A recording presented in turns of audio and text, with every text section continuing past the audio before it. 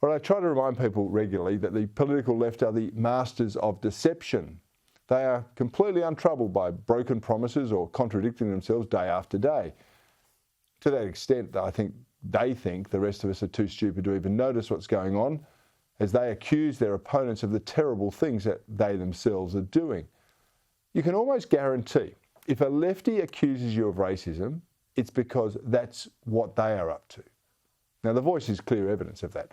Opposing the enshrining of racism in our Constitution is apparently a racist act, according to the left.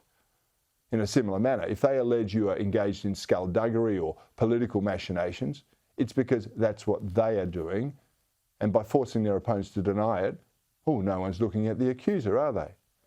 It's the same with rorts and waste, misuse of taxpayers' money, jobs for the boys or the girls, identity politics, sexism, cancel culture, you name it, the lefties are into it. Put simply, you really can't believe anything they tell you. And most of the time, I've got to say, I don't think they believe it themselves. Now, I was reminded of that this week when the Prime Minister did a virtue signalling press conference with AFL legend Michael Long, who walked to Canberra from Melbourne in order to support The Voice.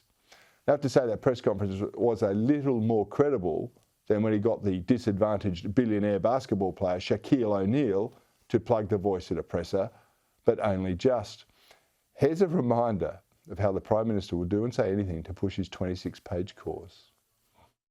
Shaq has agreed to do some vids and to have a chat about the importance of bringing people together. And that's really what the Voice to Parliament and constitutional recognition is about. It's extraordinary, isn't it? I mean, you reckon if the current minister and the Prime Minister haven't got a clue what The Voice will do and how it's going to operate, then this billionaire giant for hire would be even less informed, and so it proved to be. Anyway, the Prime Minister, he tried it again this week, but this time with a real Indigenous person rather than just some giant of a man with dark skin. Who in Australia, when a hand goes out, dismisses it and doesn't shake? That's what we're asking of Australians. The handshake cliche. I mean, it all sounds fair enough, if a little bit shallow. However, those of us with longer memories than goldfish have a ready answer to who doesn't shake a hand that's extended to them. The answer, in case you haven't guessed it, is embittered lefties who, while accusing others of discourtesy, are often the proponents of rudeness. Here's Albo's hand-picked leftist leader in the Senate, Senator Penny Wong, not shaking Simon Birmingham's hand during the 2019 election campaign.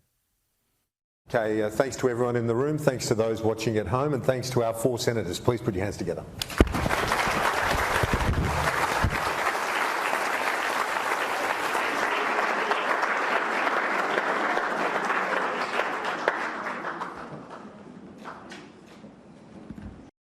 I think that answered the Prime Minister's question, didn't it? It's more proof that lefties are hypocrites of the highest order.